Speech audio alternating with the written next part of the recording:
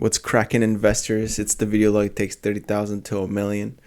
And this is the account review. We're going to be reviewing the account. Of course, it's FOMC meeting tomorrow, so a lot of what's going on in the markets. In fact, I did 2 educational videos on options a couple days ago, and funnily enough, the example that I picked was Netflix to show, selling and buying options, and the premiums on the options were really, really fat. And so I was wondering why. Is Netflix earnings around the corner? But then I remembered, oh yeah, the earnings were already done, but the FOMC is happening tomorrow. So that explains that. So that's why the earnings are so fat. So I'm going to go to the account, review the account and everything in it. We'll do some relative comparison if you want. But really, I'm just holding Apple at this point. So it's a huge majority of my accounts. So if you want to know how I'm doing, just look at Apple.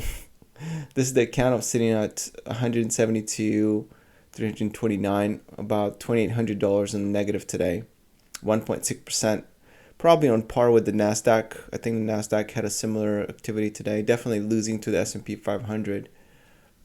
So here are all the option positions. They're pretty much insignificant. I mean, I'm just in total passive mode at the moment. One of the reasons why I'm such passive mode is because I'm trying to pull out that $42,000 that I've injected into the account over the years, especially in 2021. Let's go to the old chart, if it ever loads. There you go, loaded. So most of the money that was added was somewhere around in this area here. So in 2021, some in 2020. And I need to pull them out so I can make the beginning of the account 30,000 instead of 72. Now this is going to mess up the percentages a lot. It's not going to be 138% positive anymore. I've mentioned that before, but it's going to be closer to the truth. It might skyrocket to like 300% or something, but in either case, numbers are going to be screwed. So this chart might look interesting, but it's going to be completely meaningless in the future, and that's just how it's going to have to be. This is the year chart for now. I'm down negative 10%.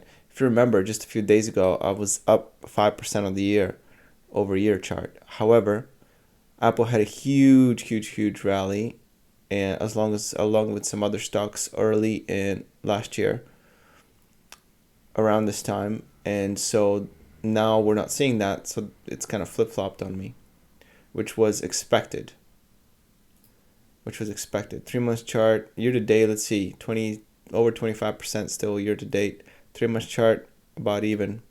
1 month, 25, same thing as year to date. 1 week, barely in the positive, and here's the day chart. So the options positions, just a couple credit spreads, they're virtually insignificant, very low amounts of money left anyways. Most of my position is Apple. You'll see I have 700 shares. Realty Income is second, or third actually in size, and then Main Street Capital. Everything's red.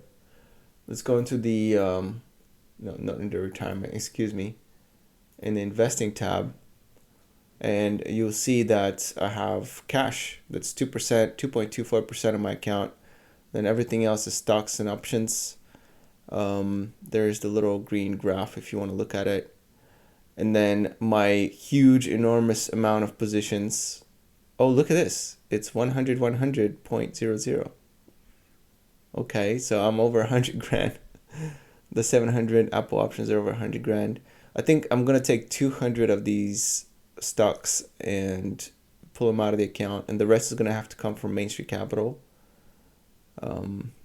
Such is life. I think that's what's going to have to happen, but we'll see.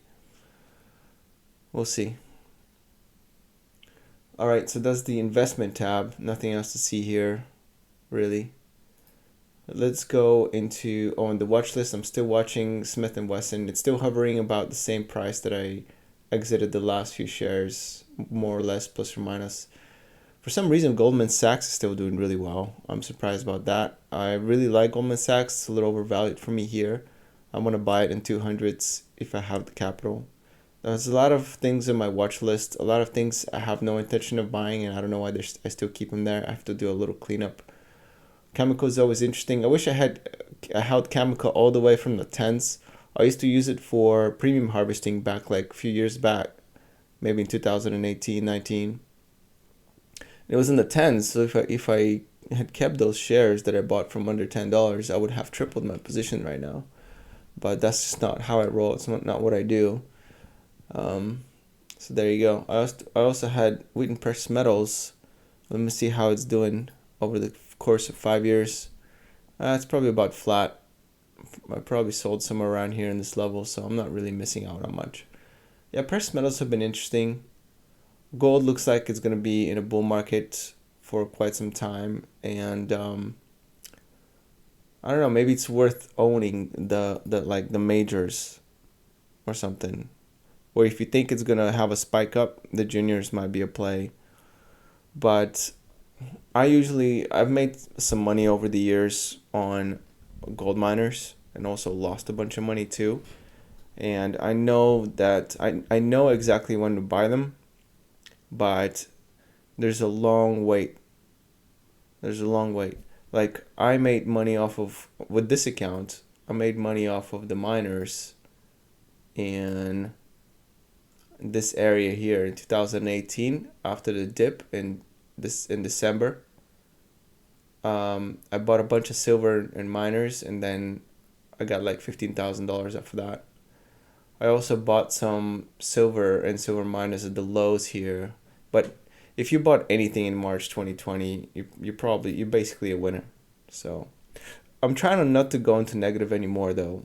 As you can see, this account's been a negative a couple times. One time in December 17th-ish, 2018, and the other one is March 2020 when it went really hard, really aggressive, and it was down like 20% on the all-time chart. So hopefully that never happens ever again. I'm in a position to be able to withstand that, even if there is a big crash coming right now. This account will not go into negatives because even if Apple crashes 50% from here, I'm still going to be in the positive territory. So I'm looking pretty good, but obviously I have to be more aggressive if I'm going to make money off of this, right? So I'm going to have to take more risk at some point. I'm really uncomfortable taking risk right now, especially with the FOMC meeting coming out and all these earnings and all that. I need to see where things are going. Plus, I want to see better deals. I mean, the market's had a fairly big run up until now this year, and I don't feel comfortable going really hard right at the apex of this run up in 2023. So anyway, that's my commentary on that. What else can I say about the markets? Total interest accrued. Hold on, this is bothering me here. Total interest accrued 40 cents for having cash in Robinhood. This 4% account over here. Now look at this, it's starting to pay me money. And next payday is January 31st, which is tomorrow. I'm going to get 40 cents. It's going to be the first time I collect interest on the cash on this account since 2018, I think, or 2019. No, I think 2020. In 2020, in January, February, I had some cash. So it's going to be 3 years since I'm actually going to be getting interest on the cash on my account. And 40 cents, a nice start. There you go. Big baller. Lots of money. What else can I say here? The market's pretty high strung at the moment. I think now would actually be a good time to invest, in selling put options and call options because the premiums are so fat, and there's a chance that the meeting tomorrow is a non-event. So I should be playing this, but the truth is I have not looked into the opportunities well enough, and I'm trying to stay in cash in order to be able to make that $42,000 withdrawal. And in order for me to make that withdrawal, I'm going to have to either sell call options only or look for opportunities to sell stock. So once I make it, then I can kind of go aggressively back into it. Outside of the account review, I'm starting to do a few like educational videos for beginners just for fun. I use some of my favorite analogies about options and things like that. If you're interested, they are for beginners, so most of you guys are not beginners that watch these account updates, and you probably will not benefit from it. But watch like 2 minutes, like it, whatever, just in case someone out there is looking to learn how options work and can benefit from it. They should watch it. And I think conceptually understanding how options work is going to really help someone with their investment account if they want to de-risk it or, make it more risky, etc. I think next I'm going to do some I got one more analogy video to do, and then I might do some more complex like option strategies. I've done a bunch of videos on complex option strategies in the past. I have a whole playlist named educational videos, so it's kind of like an account update plus a little education on the second half of the video. So if you're interested in all that, you can check it out. But anyways, other than that, it's been fun. Let me know how you're doing this year and how nervous you are about the FOMC meeting. All right, peace out.